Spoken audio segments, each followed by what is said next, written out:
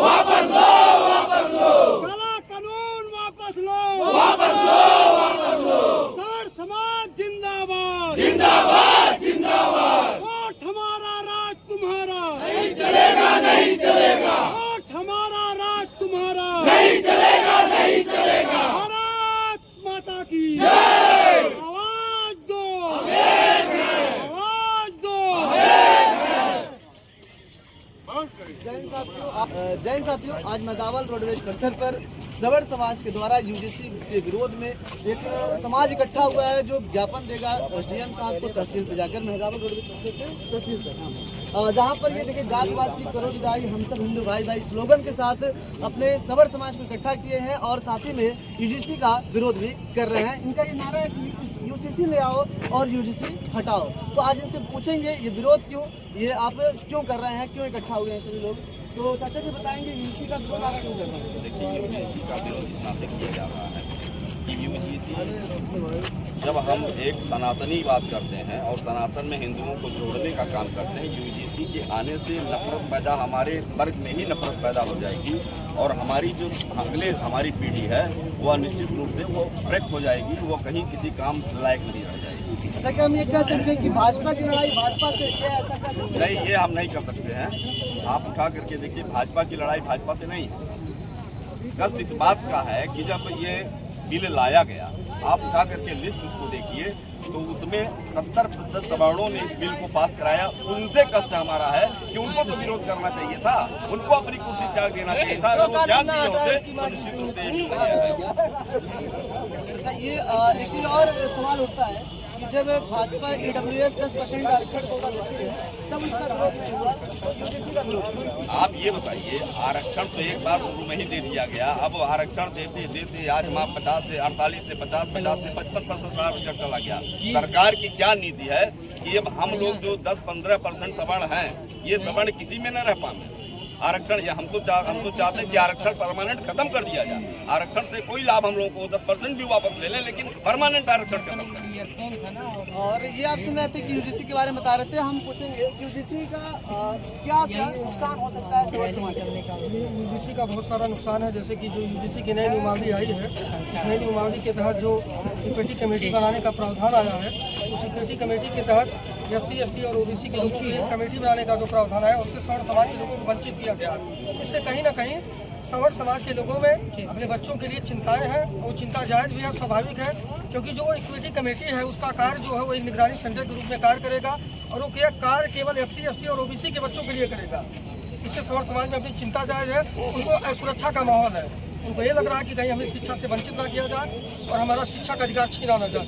अब आप ये बताइए कि जब किसी भी तरीके से अगर मान लीजिए कोई शिकायत कर दिया SC, ST और OBC के बच्चे, मान लीजिए झूठा ही आरोप लगा दे और उस आरोप के तहत सवर समाज के बच्चों को उनके ऊपर शासनात्मक कार्रवाई की जाए, वैधानिक कार्रवाई की जाए, अगर आरोप निरर्थक साबित हुआ वही कार्रवाई उन पर नहीं प्रभावी होती है, इसलिए उनके अंदर सुरक्षा का माहौल है। आइए और जानते हैं, अनुराग जी हमारे साथ, उनसे पूछेंगे कि जो यूजीसी के विरोध में ये सवर समाज इकट्ठा हुआ है, तो यूजीसी इस विरोध में खड़ा हुआ, लेकिन विधायक, मंत्री, सांसद ये तो इस्तीफा नहीं दे रहे हैं, ना ही कुछ बोल रहे हैं। लेकिन टुटपुटिया नेता जो भाजपा के वो भी कुछ नहीं बोल रहे हैं, उनसे जानेंगे क्या रहा है। जो टुटपुटिया नेता है, जो जिला अध्यक्ष है या फिर अल्पसंख्यक मोर्चा के अध्यक्ष है, युवा मोर्चा के अध्यक्ष, वो लोग क्यों नहीं बोल रहे हैं इसमें, वो क्यों नहीं अपना विरोध कर रहे हैं? उनकी क्या मजबूरी है ये तो वही लोग जानेंगे, लेकिन हमारा जो कर्तव्य है कि अपने समाज के साथ खड़े रहना और अपने समाज के लिए अगली पंक्ति में खड़े रहेंगे और समाज के लिए सदा लड़ते रहेंगे।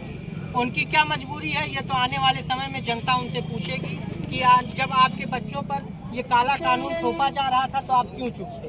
आने वाले समय में उनसे ये सवाल जनता पूछेगी। मेरा सवाल होगा भैया, जिससे बताएंगे आप, जब हर एक कुछ ब्राह्मण के ऊपर, किसी क्षत्रिय के ऊपर, किसी भी सवर समाज के ऊपर कुछ अत्याचार होता है तो एक समाज बनता है, संगठन बन जाती है, सभाएं होती हैं, तो जब ये यूजीसी एक पूरे सवर्ण समाज के लिए काला कानून लेकर आया गया है, तो इस समय अलग अलग पार्टियों के जो सवर्ण नेता हैं वो क्यों नहीं बोल रहे हैं? देखिए, उनका अपना पर्सनल स्वार्थ, यानी अपने स्वार्थ में वो डूबे। हम लोग बिना स्वार्थ को अपने समाज के लिए खड़ा है। कहा गया है अन्याय करने वाले से ज्यादा अन्याय होता है सहने वाला। अगर ये काला कानून लाए हैं तो हम लोग उसके विरोध में हैं। जब तक वापिस नहीं लेंगे, अगर जान देनी पड़ेगी तो हम पीछे लेंगे। और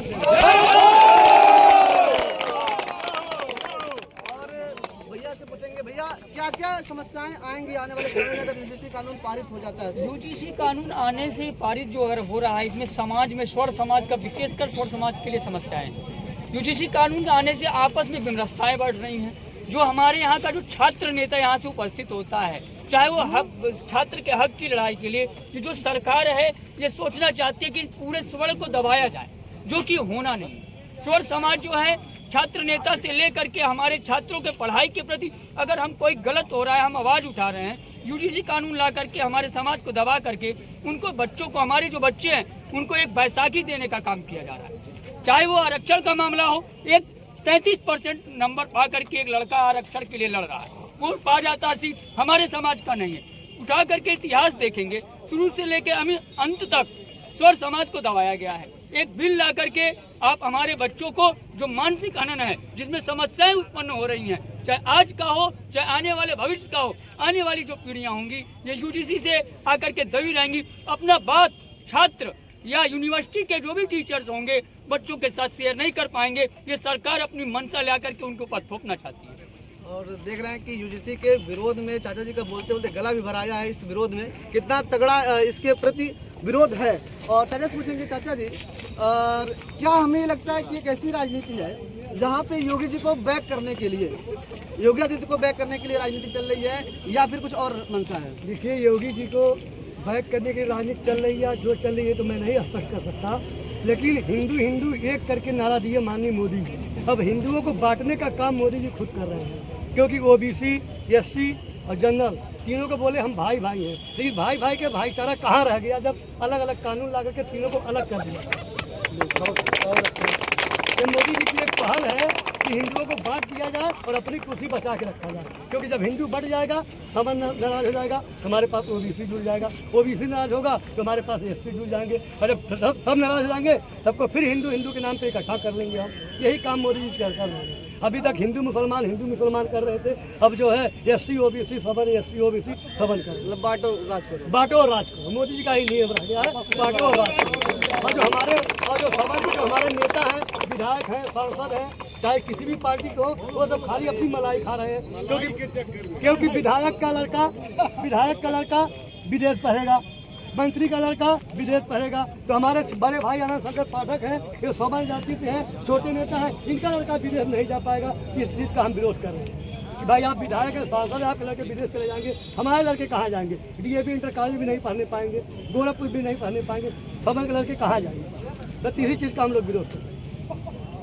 और अच्छा, अगर जब कैंपस सिलेक्शन होता है ना, तो कैंपस सिलेक्शन में बच्चों के ऊपर उनका रिकॉर्ड भी देखा जाता है कि उनका रिकॉर्ड साफ है या साफ नहीं है। तो इस कानून से उन बच्चों के ऊपर काला कानून जो लाया जाएगा, उनके ऊपर कुछ भी झूठा मुकदमा लगता है तो उनका कैंपस सिलेक्शन का जीवन खतरे में आ सकता है। उनके बारे में आप क्या कहना चाहेंगे? ठीक कहना है।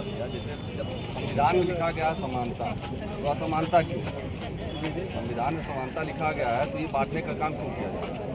अब अभी आप पूछ रहे हैं कि कैंपस, मान लीजिए हमारा बच्चा पढ़ने गया विश्वविद्यालय में और कोई झूठा आरोप लगा करके उसको मुकदमा फंसा दिया तो उसका करियर बर्बाद हो गया। तो कहीं का ये भी नहीं है कि अगर झूठा मुकदमा लगा दिया गया तो जो झूठा मुकदमा लगा रहा है उसके ऊपर कोई कार्रवाई होगी, जबकि इससे पहले कानून में था कि अगर कोई झूठा मुकदमा लगाता है तो उसके ऊपर कानूनी कार्रवाई की जाएगी, उसको हटा दिया गया। ठीक है, पूरा करियर बर्बाद हो जाएगा। चलिए, और